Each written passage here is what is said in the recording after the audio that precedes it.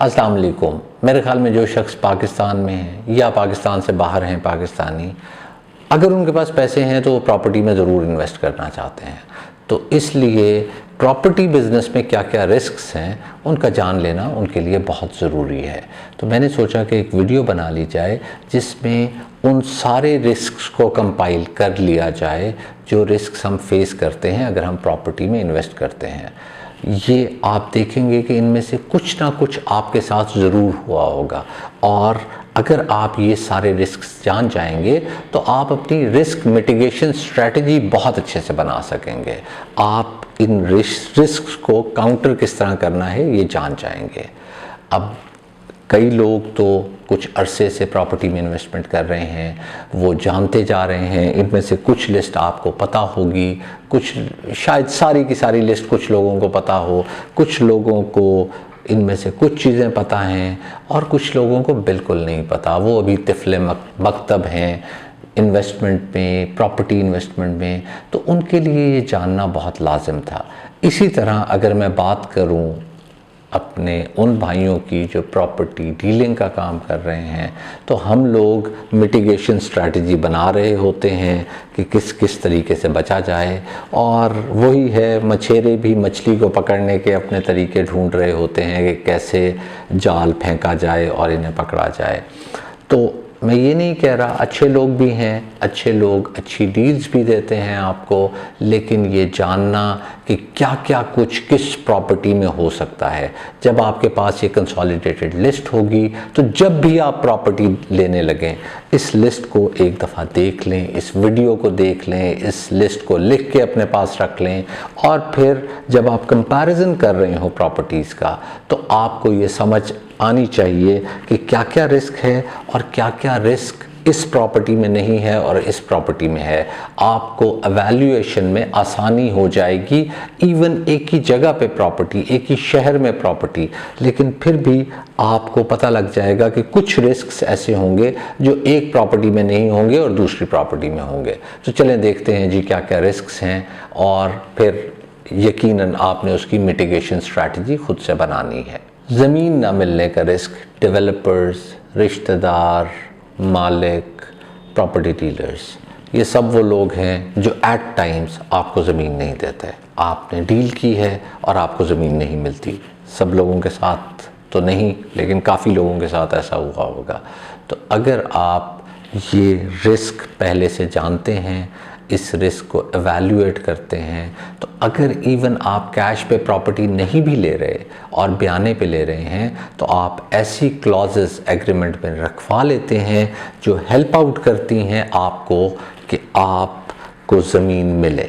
ज़मीन या property time पे ना मिलने का रिस्क, ये उतना सिवियर रिस्क तो नहीं है कि आपको मिले ही ना ज़मीन, लेकिन इसके भी कॉन्सिक्वेंसेस काफ़ी बुरे हो सकते हैं। मैं आपको एग्जांपल दे देता हूँ। अगर आपको प्रॉपर्टी टाइम पे नहीं मिलती, और लेट्स से ये ए प्रॉपर्टी है जो आपने ली है जो आपको टाइम पे नहीं मिली, और आपके पास उस वक्त एक बी प्रॉपर्टी की ऑप्शन थी जो टाइम पे मिली और जहां कॉलोनाइजेशन टाइम पे स्टार्ट हुई, तो हो सकता है जब आपको प्रॉपर्टी मिले इस बी प्रॉपर्टी का रेट डबल हो। तो एक तो आपकी जो इन्वेस्टमेंट थी उसका आपको रिटर्न डबल नहीं मिला, यानी कि हाफ मिला अगर आप इधर इन्वेस्ट कर लेते। दूसरा ये कि अगर आपने अपना घर बनाना है उस प्रॉपर्टी पे, तो जितनी लेट वो प्रॉपर्टी मिलेगी हमारे यहाँ इन्फ्लेशन उसी तरह इफ़ेक्ट करती जाएगी, चीज़ें महंगी होती जाएंगी, आपको कंस्ट्रक्शन मटेरियल महंगा मिलेगा और आपका कंस्ट्रक्शन पे भी उतना ज़्यादा खर्च होगा। और जाहिर है अगर आप किराए के घर में रह रहे हैं तो उतना अरसा आपको किराया भी देना पड़ेगा। तो ये सारा रिस्क सिर्फ इस वजह से हो सकता है कि आपको टाइम से प्रॉपर्टी ना मिले, और ये बहुत कॉमन है पाकिस्तान में कि टाइम पे अगर कोई डिलीवर कर दे तो वो तो हम उसे फरिश्ता सिर्फ समझना शुरू कर देते हैं, क्योंकि बड़ा कॉमन है ये कि आपको प्रॉपर्टी टाइम पे नहीं दी जाती। पूरी ज़मीन ना मिलने का रिस्क, आपने 20 मरले का प्लॉट लिया था, 1 कनाल का 500 गज़ का प्लॉट लिया था, एंड में आपको 18 मरले दिए गए, आपको 450 गज़ मिले, या आपको 16 मरले दिए गए, आपको 400 गज़ मिले। ये वो रिस्क है जो काफ़ी कॉमन है और बहुत ज़्यादा डेवलपर्स ऐसा करते हैं और कहते हैं कि बाद में हमने सड़कें चौड़ी कर दी या हमने सड़कों की ज़मीन बीच में से निकालनी थी, हालांकि पहले ऐसी कोई कमिटमेंट नहीं हुई होती। इसी तरह 272 स्क्वायर फिट का मरला लेके 225 स्क्वायर फिट का मरला बेचना, ये अब इतना कॉमन हो चुका है कि हम इसे इग्नोर ही कर देते हैं, हम इसे छोड़ ही देते हैं। और DHA बहरिया ने ये इतना ज़्यादा किया है कि अब हम लोग छोटे मरले पे आदी ही हो गए हैं। ये किसी शहर में किसी जगह जाके डेवलपमेंट करते हैं तो 225 स्क्वायर फिट का मरला रखते हैं और हम कंपेयर ही नहीं कर रहे होते और हम कह रहे होते हैं कि इनका मरला सस्ता मिल रहा है, हालांकि इनके मरले में ज़मीन भी 20% कम होती है और इनके नक्शे कदम पे बाकी डेवलपर्स भी चल रहे हैं। लेकिन चलें, इस केस में कम से कम ये ज़रूर होता है कि आपको पहले बता दिया जाता है कि इतने स्क्वायर फिट का आपको मरला मिलेगा। दूसरे केस में तो आपको बताया ही नहीं जाता कि आपको इतने गज़ या इतने मरले मिलेंगे, आपको ज़्यादा गज़ और ज़्यादा मरले बताए जाते हैं और एंड में कम गज़ या कम मरले दे दिए जाते हैं। उस लोकेशन पर प्लॉट या ज़मीन ना देना जिस लोकेशन का आपसे कमिट किया गया था, उससे मुख्तलिफ लोकेशन पर प्लॉट दे देना, ये बहरिया में बहुत कॉमन हुआ है। ये बहुत सारे लोगों के साथ ऐसा हुआ है कि किसी एक सेक्टर, किसी एक फेज़, किसी एक एरिया में प्लॉट उन्होंने लिया और उसके बाद वहाँ प्लॉट नहीं दिया गया और कहीं और प्लॉट दे दिया गया। तो ये भी एक रिस्क है जो प्रॉपर्टी में इन्वेस्टमेंट में आपको फेस करना पड़ सकता है। कब्ज़ा हो जाने का रिस्क काफ़ी कम हो गया है, लेकिन अभी भी हो जाता है। ज़मीनों पे कब्ज़ा हो जाता है, ज़मीनें मुश्तरका खाते हैं। फिर एग्रीकल्चर लैंड है, एग्रीकल्चर लैंड पर कब्ज़े हो जाते हैं।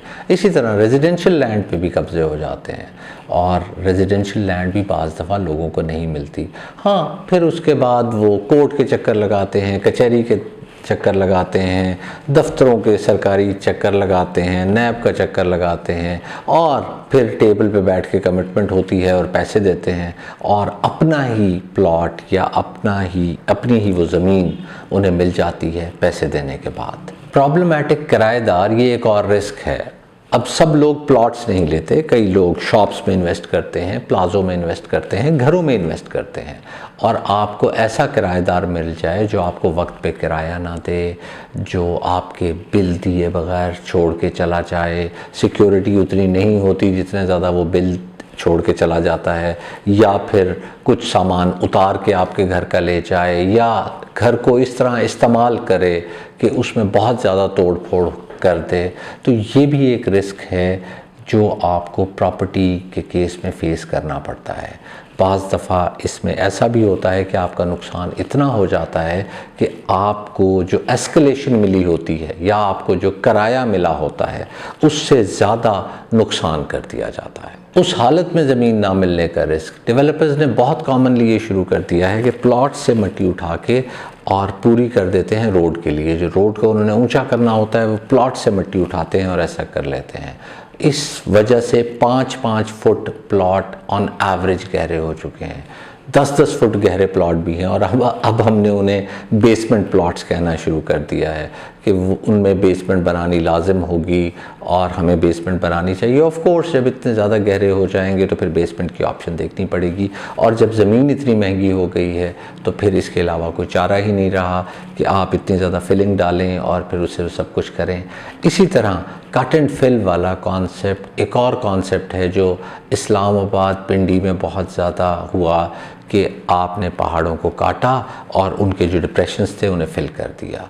अब उन्हीं लोगों से बहुत ज़्यादा, जिन्होंने वो प्लॉट लिए हैं, उनसे बहुत ज़्यादा सरिया डलवाया जा रहा है और मेरे ख़्याल में शायद सरिया भी उनका उस तरह से सोल्यूशन नहीं है उन घरों का जो फील्ड लैंड है, क्योंकि जब नीचे ज़मीन ने मूव करना है तो प्रॉब्लम आने हैं, क्रैक्स आने हैं और आ भी रहे हैं, हालांकि बहुत ज़्यादा सरिया भी डाला जा रहा है।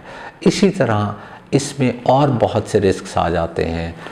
पार्क्स को काट दिया जाता है प्लॉट्स में और आपके सामने जो बड़ा पार्क होना होता है वो एक छोटा पार्क रह जाता है, या अगर आपका प्लॉट फेसिंग पार्क था तो अब आपका प्लॉट फेसिंग पार्क नहीं रहा क्योंकि पार्क ही छोटा हो गया। आपका प्लॉट यहाँ था, पहले फेसिंग पार्क था, अब पार्क छोटा हो गया तो आपका प्लॉट फेसिंग पार्क नहीं रहा। तो वो प्लॉट ना मिलने का रिस्क जो आपने या आपसे कमिट किया गया है वो प्लॉट आपको ना मिले, ये भी एक रिस्क है। अनप्रोडक्टिव या इमैनेजेबल लैंड को बाय कर लेने का रिस्क। इसकी एक एग्जांपल देता हूँ। मेरे एक जानने वाले थे, उन्होंने अपनी रिहाइश से या जिस शहर में वो रहते थे वहाँ से 350-400 किलोमीटर दूर एक लैंड ख़रीद ली और एग्रीकल्चर लैंड ख़रीद ली। उन्हें पता था कि ये एग्रीकल्चर लैंड है और उन्होंने कहा कुछ अरसे तक, इतनी ज़्यादा दूर नहीं थी शहर से, लेकिन उनका ख्याल था कि कुछ अरसे तक वो शहरी ज़मीन बन जाएगी और उन्हें ज़्यादा प्रोडक्टिविटी मिल जाएगी। लेकिन टिल दैट टाइम 15-20 साल जो थे, जब तक उसने शहरी ज़मीन नहीं बनना था, तो उन्होंने कहा कि तब तक मैं इससे रिटर्न ले लूँगा, इससे प्रोडक्शन ले लूँगा, एग्रीकल्चर की प्रोडक्टिविटी ले लूँगा।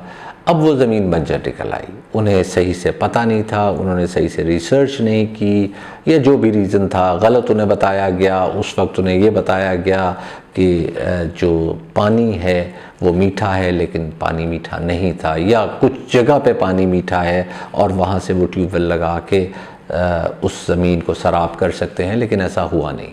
तो जो उनके 10, 15, 20 साल लगे, जिसमें उन्होंने एग्रीकल्चर करने की कोशिश की, उन्होंने उस पर पैसे भी लगाए, वो सारे के सारे पैसे उनके ज़ाया हो गए और उन्हें वो ज़मीन बहुत महंगी पड़ गई। अब अगर वो ज़मीन 10-15 साल बाद अभी भी वो ज़मीन शहर के करीब या शहर के अंदर नहीं आई, तो अगर लेट से 10 साल और लग जाते हैं तो तब जाके उन्हें उतने ही पैसे मिलेंगे जितने वो उस ज़मीन पे लगा चुके हैं, या थोड़े से ज़्यादा मिल जाएंगे। तो इस तरह का भी रिस्क होता है कि आपको गलत इन्फॉर्मेशन दे दी गई, आपने सही से रिसर्च नहीं की और सही इन्फॉर्मेशन तक नहीं पहुंच सके और फिर आपको नुकसान हो गया। झगड़े वाली ज़मीन का रिस्क, ये वो रिस्क होता है जिसमें कल को एक मालिक निकल आता है या कल को कोई काबिज़ निकल आता है और आपको पता चलता है कि अब मैं बयाना दे चुका हूँ, अब मुझे इससे जान छुड़वानी है। फिर आपको उसे पैसे देने होते हैं, या जिसे आपने पैसे दिए होते हैं उससे आपने पैसे वापस लेने होते हैं। वो कहता है मैं खर्च कर चुका हूँ, मैं कुछ पैसे दे देता हूँ, कुछ पैसे आपको आहिस्ता आहिस्ता दे दूँगा, और फिर आपकी परेशानी शुरू हो जाती है। आपका वक्त भी ज़ाया होता है और मेरे ख़्याल में आपको वो पैसे भी पूरे रिकवर नहीं होते। मार्केट गिरने का रिस्क, बहुत से लोगों ने मुझे ये कहा है कि मार्केट नहीं गिरती, लेकिन मैंने खुद मार्केट गिरते हुए देखी है। हाँ, बहुत कम पाकिस्तान में गिरते हुए देखी है, क्योंकि हमारी इन्फ्लेशन इतनी ज़्यादा है कि हर चीज़ महंगी होती है, हर एक चीज़ महंगी होती है, तो फिर प्रॉपर्टी भी महंगी होती है। ये कोई डिफरेंट इसमें वो नहीं है, सीक्वेंस नहीं है, ये महंगी ज़्यादा होती है, लेकिन मार्केट गिरती भी है। और आपको ये रिस्क जहन में रखना चाहिए कि मार्केट गिरेगी, उसका रिस्क, इसी तरह मार्केट स्टैग्नेट होने का रिस्क।